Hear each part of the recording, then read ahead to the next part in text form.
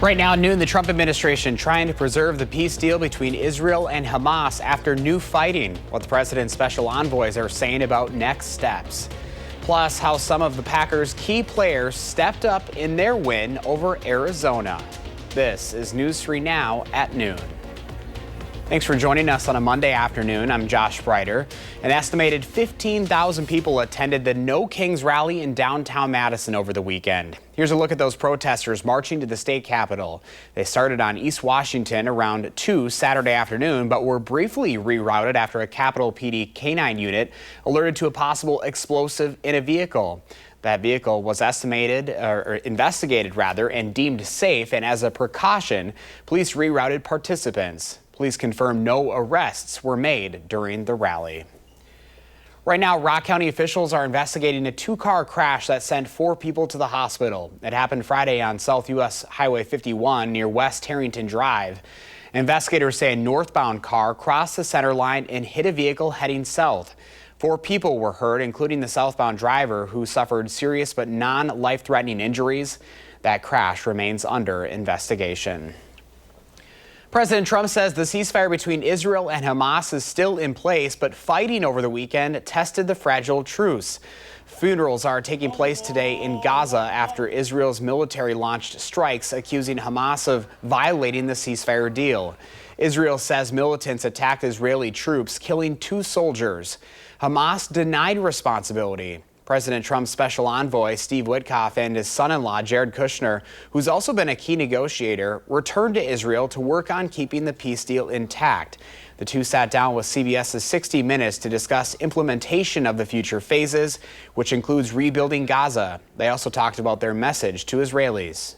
Now that the war is over, if you want to integrate Israel with the broader Middle East, you have to find a way to help the Palestinian people thrive and do better. How are you doing with that message? We're just getting started. Kushner acknowledged Hamas is trying to take back its position governing Gaza, and that success or failure of peace in the region will be the creation of a viable alternative. Back here in Wisconsin, we have a new candidate entering the race for lieutenant governor. Small business owner Will Martin is launching his campaign today.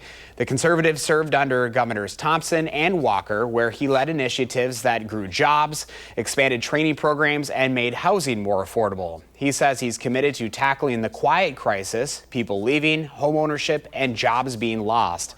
Martin's platform focuses on cutting state government costs and partnering with the private sector and communities to create more opportunities.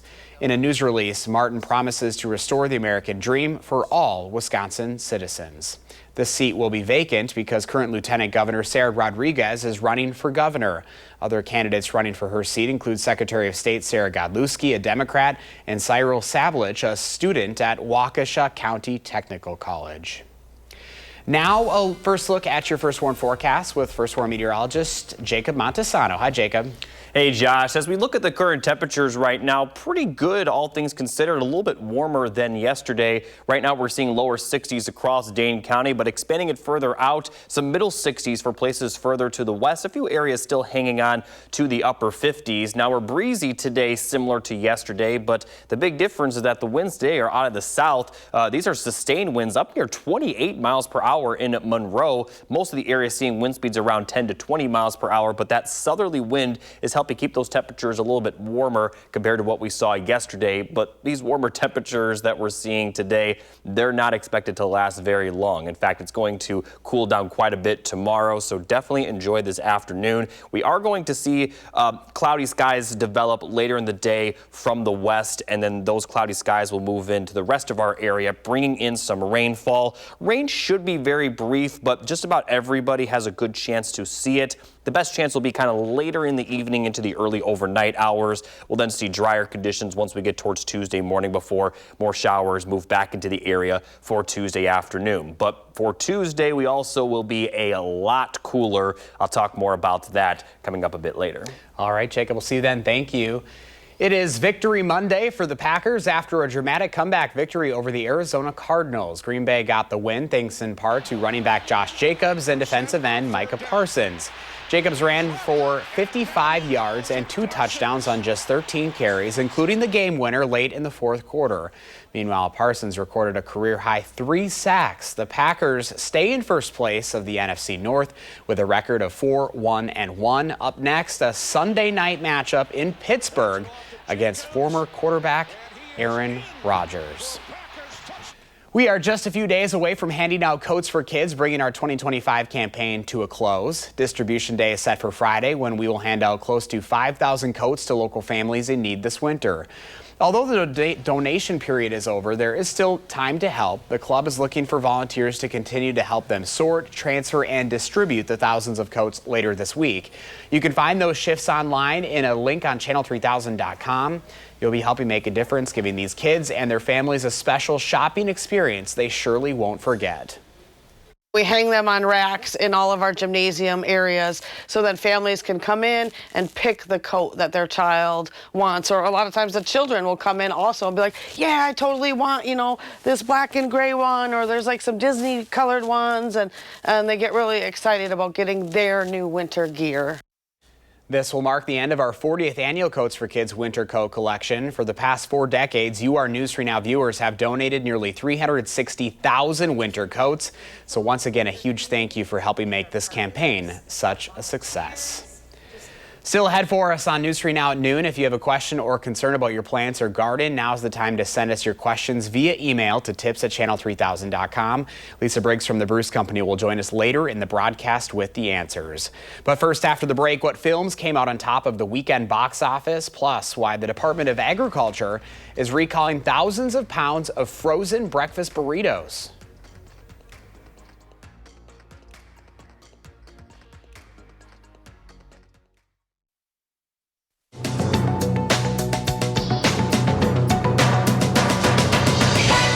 The Department of Agriculture says more than 90,000 pounds of MCI Foods prepackaged frozen breakfast burritos have been recalled because they contain eggs that are possibly tainted with listeria. A post by the USDA says some of the products may have been shipped to schools as part of the National School Lunch and Breakfast Program. The FDA says no illnesses have been reported so far. Institutions have been advised not to serve the wraps and to throw them away. 2 major French companies, cosmetics giant L'Oreal and luxury group Kering, announced they are entering a strategic partnership focused on beauty and wellness. Under the terms, Kering is selling its beauty division to L'Oreal in a deal worth more than $4 billion. This gives the cosmetics company control of House of Creed fragrances and licenses for beauty and fragrance products from Kering's high-end brands, including Gucci, Bottega Veneta, and Balenciaga. The sale is believed to help alleviate some of Kering's high debt. And horror sequel Black Phone 2 screamed to the top of the weekend box office in North America, pulling in more than $26 million. Tron Ares slipped to second with more than $11 million. And comedy Good Fortune debuted third with more than $6 million. That's your CBS News Money Watch report. For more, log on to CBSMoneyWatch.com. At the CBS Broadcast Center, I'm Jesse Mitchell. Here's the stock report at the noon hour. The Dow is up 457 points, NASDAQ up 322, and the S&P 500 also up this hour, 64. Our Call for Action volunteers are in the building taking your consumer complaints and taking action on your behalf. Call for action at 608-270-2833 or submit a claim anytime at channel3000.com/call-for-action. Pam has today's farm numbers up next, and Jacob is tracking the first warn forecast. And later on Live at 4, what the future holds for Richland County's ambulance service.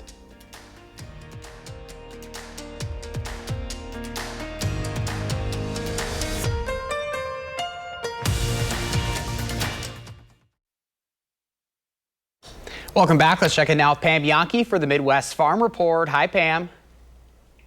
Hi, Josh. Yeah, let's talk a little bit about what's happening in Washington, D.C., or shall I say not happening. Today's kind of a magic day for dairy. Normally, we'd be getting our latest milk production figures from the U.S. Department of Agriculture, but with that still stalled, the dairy industry is starting to wonder where they're going to get their next independent, reliable source of information. Today, normally, we'd see the 14 major dairy-producing states' September milk production figures. Don't have it. That's going to become more and more noticeable in the marketplace when it comes to information transfer. Speaking of transferring information, I want to transfer a little information your way. A couple big things that are coming up on our horizon. First one that's happening right now, Wisconsin Science Fest. Although a lot of people think this is kind of focused on the Madison area, in reality, it's something that happens across the state of Wisconsin. Some of the seminars that have already happened included focusing in on weather and what's going on with our diagnostic tools. If you want to find out more, jump online. Wisconsin Science Fest happening now through the end of the week. At the end of the month, the blue and gold are moving. I'm not talking about a bird or anything like that. I'm talking about the FFA. 98th National FFA Convention going to Indianapolis. The theme this year, Empower. Do you know that there's now more than 70,000 FFA members that are going to be expected in Indianapolis through the course of that convention? Wow. And then just another pleasant reminder that if you're looking at something to do in 2026, I'd love to have you join me on our trip to London, Wales, and the Lake District. That's coming up March 22nd through the 31st. Reservations are vibrant as far as what I've heard from holiday vacations. Want to see the itinerary? Just jump online, enter my name, Pam, and the keyword search for hosted tours, and there you go. We're keeping an eye, as I said, not just about the dairy numbers out in Washington, D.C., but also the Affordable Care Act. That's something that a lot of farm families are quite concerned about. In Wisconsin, Senator Tammy Baldwin estimates that they've got about 30,000 Wisconsinites that are going to have their health care terminated entirely if the Affordable Care Act does not continue. About 270,000 Wisconsinites that know their premiums could double by the beginning of next year if we don't find some way to resolve this situation. A lot of them are farm families. Danielle Envik, the executive director of the Wisconsin Farmers Union, says this is causing her evening of unrest. She said she can't imagine about the families that are caught in the Affordable Care Act conversation. So obviously a lot of developing stories, all focused on D.C. Barrel cheese today was up 1/4 cent at $1.77 1/4. 40-pound block cheese up to $1.79 1/2. The double A butter, though, down a little bit. 1.5 lower at $1.58 a pound to start off on a Monday. So there you go, Josh. I had to put my sunglasses back on when I came back to the office. The sun shines out there. It may not necessarily be doing a lot to warm us up, but at least it's there. You know, it's those positives sometimes. You got to be positive about it. All right, Pam, you have a wonderful afternoon. Let's get to that certified most accurate forecast now. First for meteorologist Jacob Montesano. Pretty chilly out there to start off the week. Yeah, but if you can believe it, it's actually a little bit warmer today than yesterday, and it's going to get a lot chillier for tomorrow. Now, as we take a look at the three things you need to know, we're going to see the winds continue to be pretty gusty the next couple of days. We'll see gusts up around 30 miles per hour through Wednesday, with rain expected tonight, possibly lasting all the way through Tuesday night. And then once we get towards tomorrow and for the next several days after, we're going to see some chilly temperatures, specifically the overnight lows, where we could see them drop all the way into the lower 30s a few nights. Could definitely see our first freeze. So let's start with the rain. Sunshine right now, but clouds are going to develop later in the day. By the time we get to the later evening hours, we'll see some showers roll through our area. Nothing too heavy, and they are expected to be pretty brief. Once we get closer to midnight, a lot of the rain will have cleared out of the area. Clear skies again for Tuesday morning, but then more clouds will move back into the area for the morning and afternoon Tuesday, and we'll continue to see the chance of some scattered showers. And that scattered shower chance is expected to last through Tuesday night. Again, nothing heavy, but everyone will definitely see the chance of rain nonetheless. As we get into Wednesday morning, we'll continue to see cloudy skies, but the rain looks to mostly be gone, maybe a few sprinkles lasting into the morning. But for the most part, we're not expecting much rain on Wednesday, but we'll continue to see cloudy skies, maybe a little bit more sunshine for areas further to the southwest. But with the chance of rain tonight into tomorrow, it'll bring some cooler temperatures. So 60s for highs this afternoon. afternoon. The cloudy skies tonight, or the rain chance tonight, will kind of keep temperatures from dropping into the 30s overnight. Going to see lows in the lower 40s, pretty close to normal. But then those temperatures are not really going to rise all that much. Tuesday afternoon, we're going to have those highs in the upper 40s potentially. And we'll continue to see the cloudy skies for Tuesday night. So still not going to see very cold temperatures overnight Tuesday into Wednesday, but the afternoon highs will certainly be below normal. 40s potentially again for Wednesday, maybe some 50s in southwest Wisconsin as you folks will see a little bit more sunshine. But then let's take a look at Wednesday night where we see these low temperatures possibly dropping to near freezing, and the possibility of freezing temperatures will be there for everybody. And a lot of the area has not seen a freezing temperature yet this year. And if we don't see it Wednesday night, we could potentially see it Thursday night as we're going to see those temperatures dropping back into the middle 30s yet again. So certainly some very cool temperatures are expected, but this is not necessarily too out of the norm. We just have been very mild lately. We actually are past the normal date when we see our first freeze, at least the average date here in Madison. The latest we've ever seen our first freeze was in November. Could definitely see it later this week. Meanwhile, we're going to continue to see some breezy conditions through Wednesday, possibly Thursday as well, but gusts up to 30 miles per hour for Tuesday and Wednesday, calming down a bit for Thursday, and then really calming down for Friday and Saturday before picking back up next week. So definitely the coldest week we've seen in quite a while. But after the rain, after the rain chance tonight into tomorrow, possibly lasting into early Wednesday, we're not expecting rain for the end of the week. And as I mentioned, we also will see the winds calm down and the temperatures will warm back up a little bit. But after today, the warmest days will feature highs only around 60s. So it's kind of time to get used to these 50s and potentially get used to some of these overnight lows consistently in the 30s at times. 49 tomorrow. Yikes. Yeah. All right, Jacob, thank you. Now let's see what Howard's up to in the Mr. Food Test Kitchen. A few years ago, Mr. Food and I were taping shows in Amish country. We had a great time eating our way from one location to another. We sampled jams and jellies in country stores, tried every flavor of whoopie pie imaginable at the roadside stands, and chowed down on all sorts of Amish-inspired classics. And one dish that really stood out was their sausage balls, which are kind of like meatballs, and boy, were they good. We recreated them, and today I thought I'd share them with you. We combined some Italian sausage with breadcrumbs, some chopped onion, and a beaten egg. Once that's all mixed, we roll it into bite-sized balls and brown them in a hot skillet. While they're cooking, we mix together some ketchup, white vinegar, a little soy sauce, and brown sugar.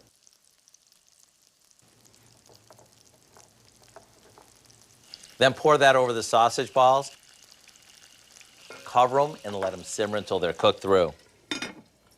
It's the combo of the sweet and tangy sauce and the spiciness of the sausage that makes these truly amazing. In Amish country, they serve these over noodles, but they would be just as good as an appetizer. If you want to try this classic recipe for Amish sausage balls, go online now. I promise you'll love them as much as Mr. Food and I did.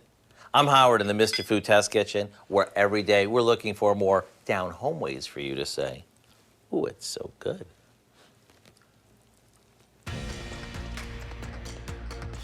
Ahead at noon, Lisa Briggs from the Bruce Company is here answering your plant and garden questions. Email them to tips@channel3000.com and we'll get the answers next.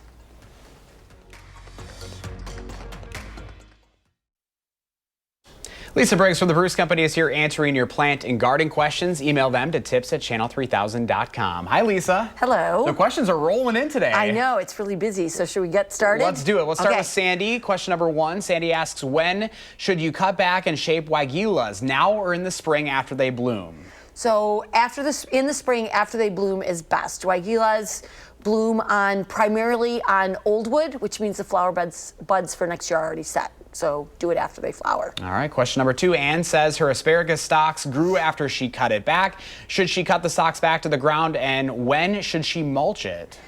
She can mulch now if it's not a new bed, if it's an existing bed, and go ahead and cut them back to a stubble. That'll be fine.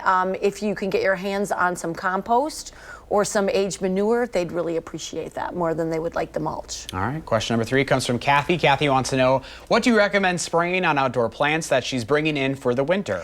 So you can use insecticidal soap, that's a really good one, or you can use neem. Those are both okay for houseplants inside, but you should also treat the soil with a systemic, because I guarantee if you've got insects on the plant, you have insects in the soil. All right, question number 4. Wally asks, when is the best time of the year to transplant black raspberry plants, the fall or spring? Spring, definitely spring.